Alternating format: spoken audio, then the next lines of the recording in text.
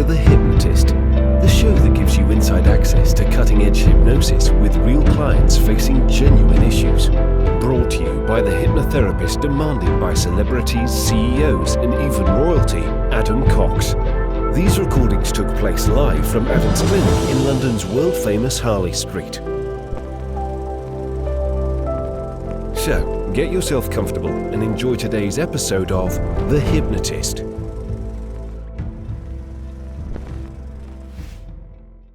Hi, it's Adam here. Now, if you have ever had an addiction or a very strong habit or a compulsion to use certain substances, that could be recreational drugs, or it could even be certain other things that link to alcohol, perhaps, or cigarettes or something else, then you'll get some benefit from this session, particularly if you're still using or abusing that particular substance. So in this session, I use lots of metaphors to highlight what it can feel like for a user of a substance that could keep them trapped in some way. And it uses this idea that they're on a treadmill, and this treadmill could go either faster or slower. And it's because they have to keep doing certain things just to stay exactly where they are. Now, the client that I was working with was a cocaine user, but it applies to other things as well. Now, for them, they were spending around about £100 a day. That's the equivalent of about $130 a day. And that means that a lot of what they were earning just had to kind of fund their habit, irrespective of other things like rent and other expenses. So that's part of the treadmill, but of course it requires a certain amount of time investment. It requires a certain amount of thinking about the thing. And that's all this treadmill. And behind the treadmill is a pit. And the pit represents the undesirable consequences of continue to use. That could be financial consequences, it could be emotional consequences, it could be health consequences. Obviously, certain drugs might be more at risk of severe health consequences than others. Things like alcohol and cigarettes, can have long-term consequences, but less short-term consequences, and other drugs might have more intense consequences. I've worked with a few people that were crack cocaine users, quite often had missing teeth or missing fingernails. That can happen as a direct result of a habit. Sometimes it's linked to certain skin, or with cocaine, if it's snorted, around the septum or upper palate. So it can have health consequences that are either visible or unknown. It could lead to other health consequences. This is all represented by the pit. Many people that use have difficult relationships with either their partner or family members. So it could be that it leads to something where a relationship ends, or the way that someone's perceived maybe by a child could change. That's all in the pit.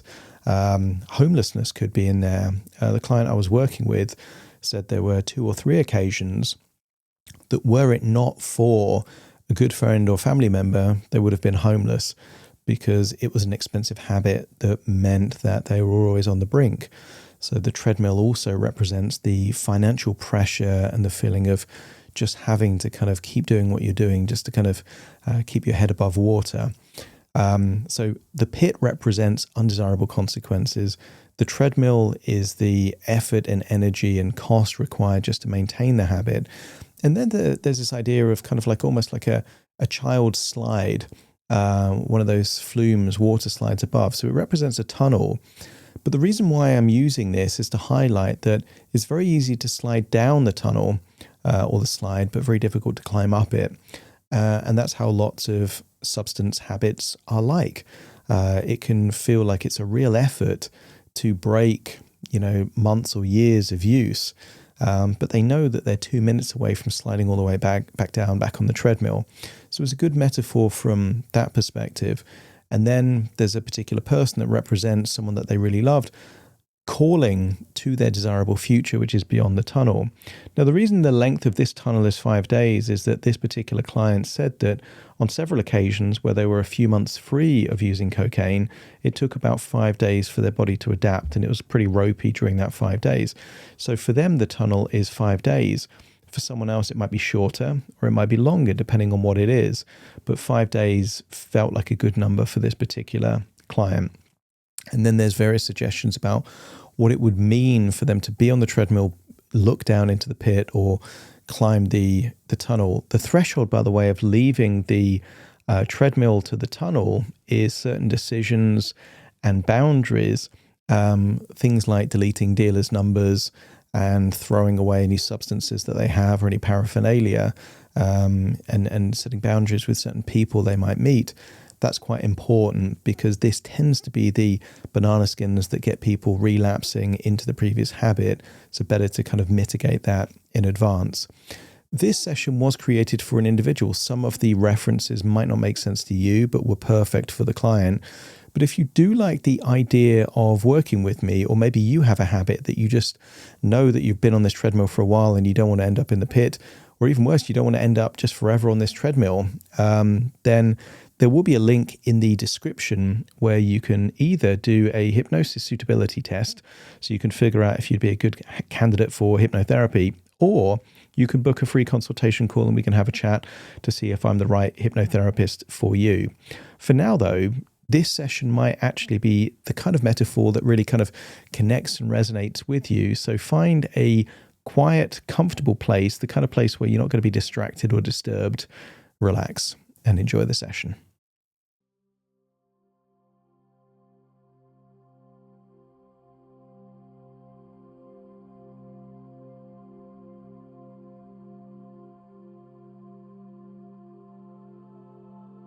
Take a deep breath in. And as you breathe in a feeling of calm relaxation. And as you exhale, feel a wonderful sense of release, as if tension, stress, or worries are leaving your body. Breathing in that relaxation and feeling your eyelids getting heavier and heavier as you continue to exhale any tension. Breathing in relaxation and releasing as each breath takes you deeper than the last. And maybe you notice that the deeper you breathe, the more resourceful you feel.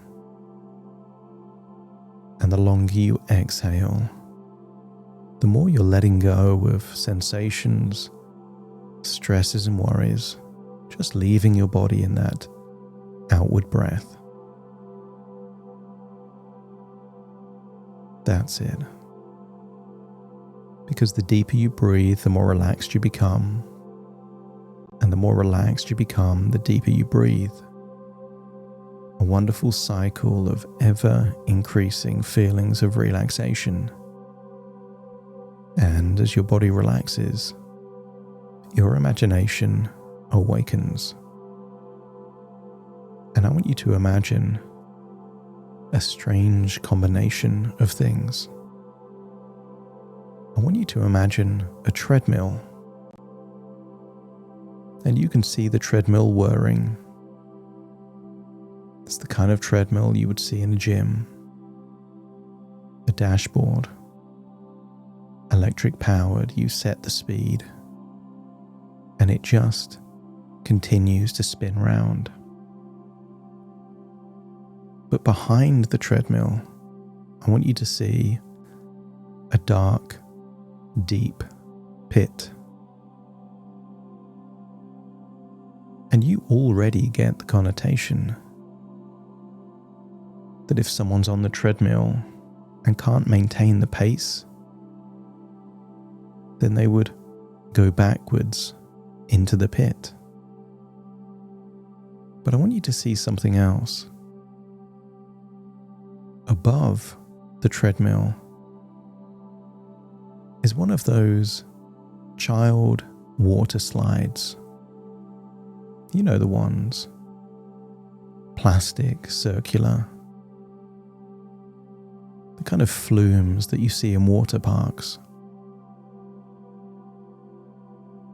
Now, a slide like that is very easy to slide down, but very difficult to climb up. Not impossible, but difficult. So I want you to imagine a brightly coloured, cylindrical slide above the treadmill, leading like a tunnel somewhere else.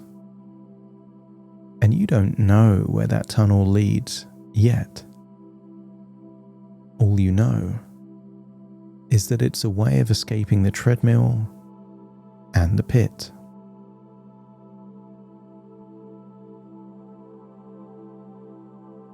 And I want you to imagine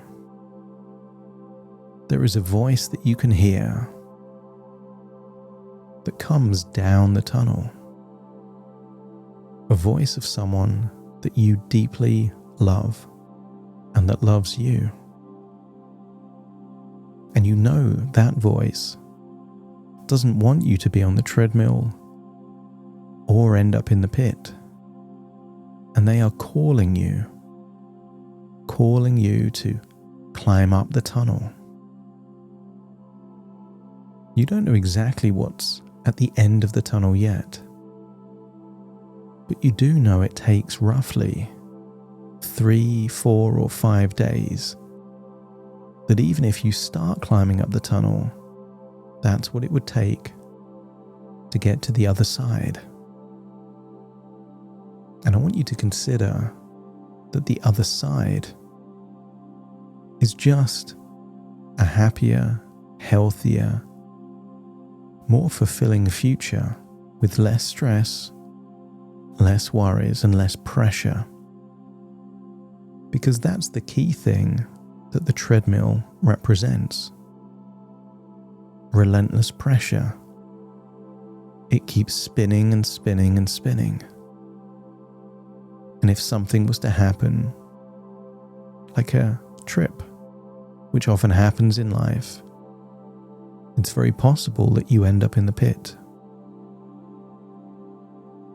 And I want you to think about the pit first. The pit is an undesirable outcome. Maybe it's long-term sickness.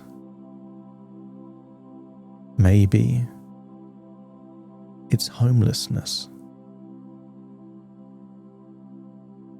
Maybe the pit represents losing a relationship with someone you care deeply for. Or maybe the relationship exists, but something is lost, like love or respect. Maybe the pit represents a waste of an opportunity, of not living the life that you could have done. For many people, that's their biggest regret. Not living a life that was possible for them. And I want you to imagine gazing down into the pit and getting an idea of what the pit represents for you. Maybe it is financial destitution or poverty. Maybe it is sickness.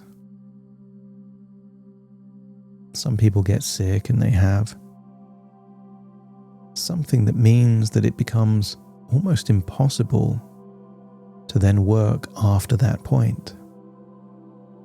Perhaps a stroke or a fall, some kind of scare. And all I want you to do is to consider that the longer anyone spends on the treadmill, the more likely they are to end up in the pit. And because you get to decide what the pit is, want you to make the pit as undesirable as it possibly could be. I want you to think of a combination of factors that make the pit uniquely undesirable for you. Maybe it's poor health, poverty, homelessness, unemployability, or something else. But when you know for sure what the pit now means for you, let me know by nodding your head. That's it. And let's imagine that certain things can speed up the treadmill. The more you use, the faster the treadmill becomes and the steeper the gradient. I want you to get a sense that losing an income speeds up the treadmill. But I also want you to think that certain things can help you. Finding a good, well-paying job might slow down the treadmill. Consuming less means you're still on the treadmill, it's just going slower, making it more manageable, not desirable, but manageable. And once you've figured out what speeds up or slows down the treadmill, then it's time to get on the treadmill. And once you're on the treadmill, and let's define the treadmill as using your substance. There is only two ways off the treadmill: to climb up the tube and escape the tunnel, or to fall into the pit. But falling into the pit means it's difficult to escape. But climbing up the tunnel means you're traveling towards a more desirable future. It's easy to fall into the pit. You just have to do nothing at all. And the treadmill will take you into the pit. Whereas escaping through that cylindrical tunnel requires effort, focus, and dedication. But if the future is desirable enough, you will unlock the resources needed to do it. I want you to get a sense that you're on the treadmill, and you've been on the treadmill for a while. Maybe it's been months on the treadmill, and maybe the treadmill is going faster now than it has been in the past. And I want you to ask yourself a question. How much longer am I willing to be on this treadmill? Now that may be minutes. You might be minutes away from a decision to leave the treadmill. And the moment you leave, you will already feel better because you're already in the escape tunnel. Or it might be that you're setting the intention to leave the tunnel, but will actually do what's necessary to leave the treadmill into the tunnel soon. But don't forget, tomorrow never comes. And if not now, then when? And why then instead of now? The ancient Chinese have a saying: the best time to plant a tree was 10 years ago, but the next best time is now. And maybe it would have been better to escape this treadmill months or even years ago. But the next best time is now. And let's just say something needs to happen to leave the treadmill into the tunnel. We can call this actions and boundaries. The action is to throw away, wash away, discard any remaining of the substance you wish to be free of. Consider this a therapeutic symbol, washing away that which no longer serves you. And let's just say, throwing away any paraphernalia, items, perhaps even clothes or certain accessories used, is also part of this symbolic ritual. Because this is a ritual, a ritualistic death of an old identity that no longer serves you. And maybe it's the identity of a user. But it could also be the identity of an abuser. Because if someone else was taking the level of money that you spend from you, you would consider this financial abuse. If another person was causing the health damage to you, you would consider it poisoning or assault or physical abuse. If someone was able to make you feel that dependent, that is a form of coercion, of bullying, also abuse. So the very moment that you wash away, throw away, or discard anything connected to that identity, you are also throwing away that identity. And the opposite of an abuser is a protector, a guardian. And maybe now is the time to throw away the part of you that is an abuser and step into the part of you that is a protector, a guardian, a protector of you and a protector of all that you love.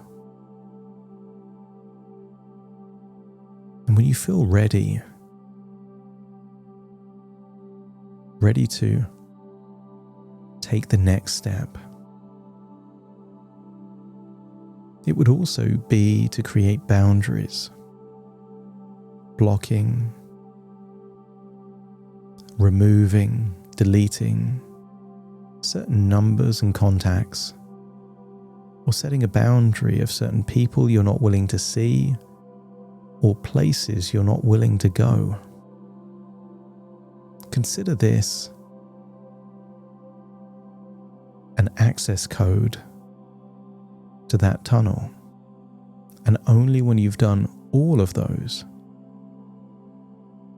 discarded all that no longer serves you, and set the right boundaries, and stepped into that identity of being a protector, a provider, then it's possible that the tunnel gets low enough so you can leave the treadmill and start the ascent.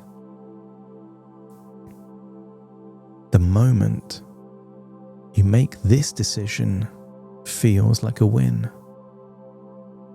Knowing that the next few days won't be easy. It's not meant to be easy. It's meant to be worthwhile. And I want you to hear the voice of that person calling you toward the end. They want you to be there. They want you to be healthy and happy. They want you to be the version of you where you are at your best and getting better. And I want you to imagine that perhaps the first 2 days might be the steepest.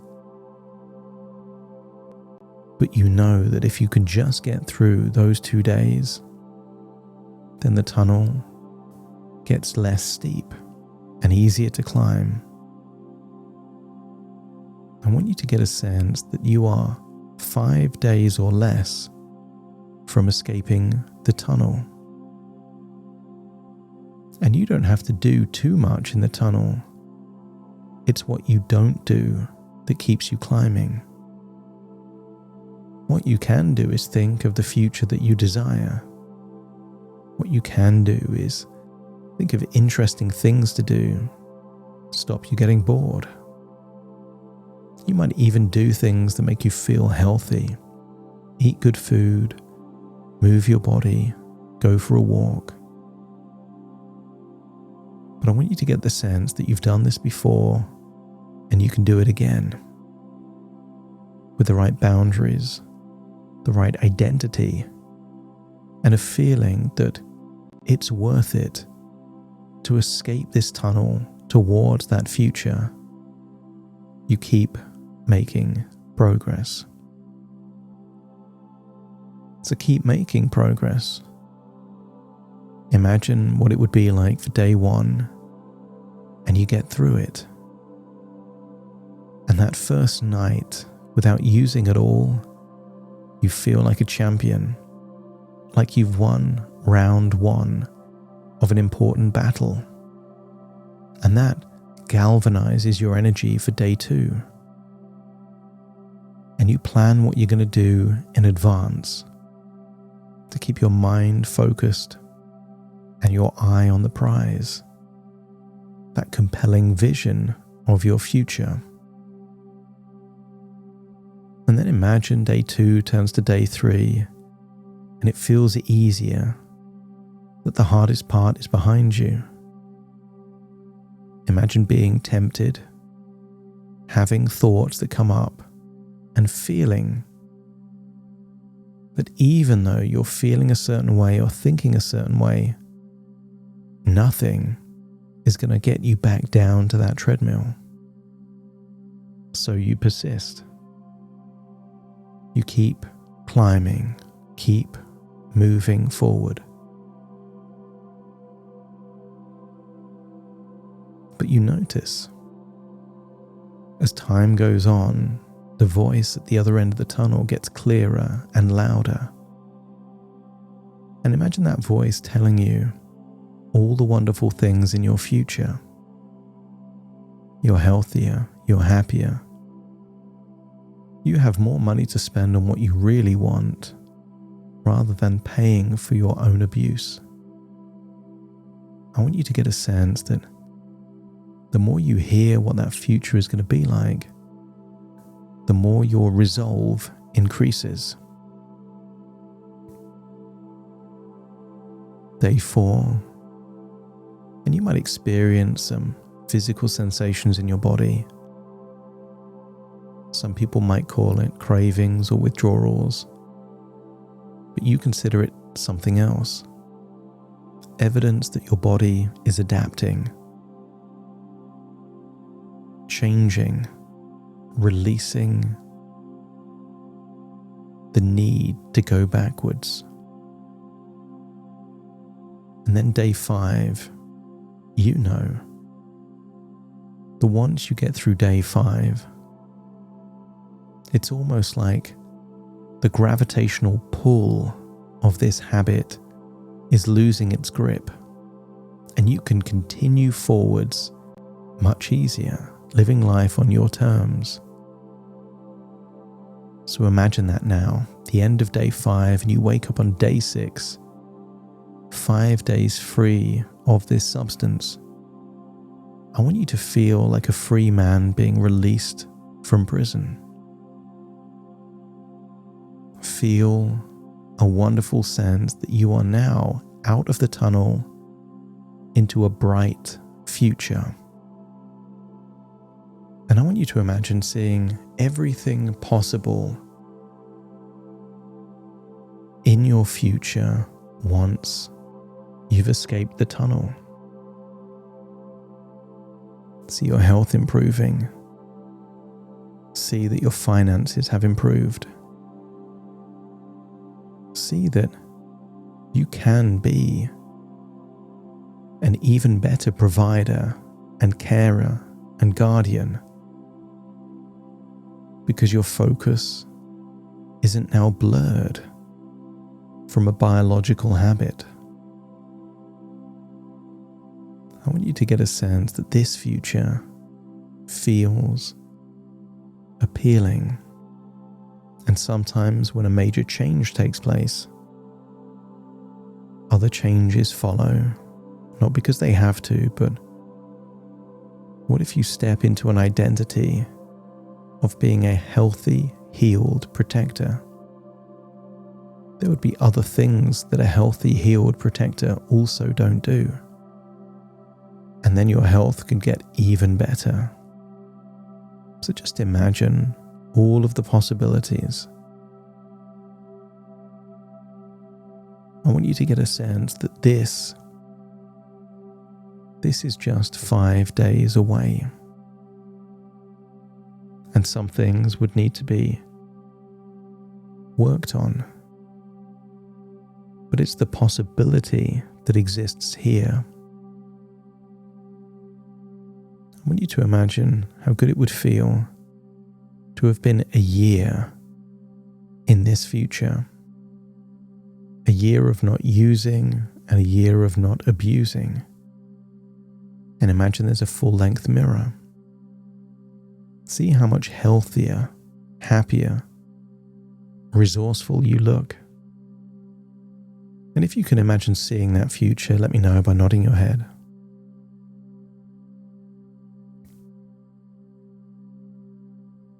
You deserve this future. And you are simply one decision and a few actions away from starting your journey from the treadmill to the tunnel. Not because you have to, but because you desire not to be in that relenting pressure of always having to move forward, or you risk falling into the pit. I want you to get a sense that you have planted a seed of an idea in your subconscious mind, and you get to decide when the journey from the treadmill to the tunnel begins. But for now, let's leave this place, knowing that there is a desirable future just 5 days away. So take a deep breath in through your nose and out through your nose. Wiggle your fingers and wiggle your toes. Connect and calibrate into the here and the now as I now count from 1 to 10 to awaken you. Starting to count. 1, 2, 3, waking up. 4, 5, 6, more alert. 7, 8, open your eyes, open your eyes. 9, 10, wide awake, wide awake, wide awake. Thank you so much for joining me on today's episode of The Hypnotist. And if you've enjoyed today's episode, I would encourage you, if you haven't already, to hit the subscribe button or follow button to make sure that you're automatically notified of any future episodes that I release. Also, by doing that, it lets the algorithm know that you like this show, and that will put it in front of even more people that might not know that this show exists. So that would be helpful for me. And if you like the stuff that I do, take a moment just to have a look in the show notes or the description, because there's lots of free things that I have to offer, including free hypnosis downloads without the intro or the outro like I'm doing now. So thank you again for joining me on today's episode, and I'll see you again soon for the next one.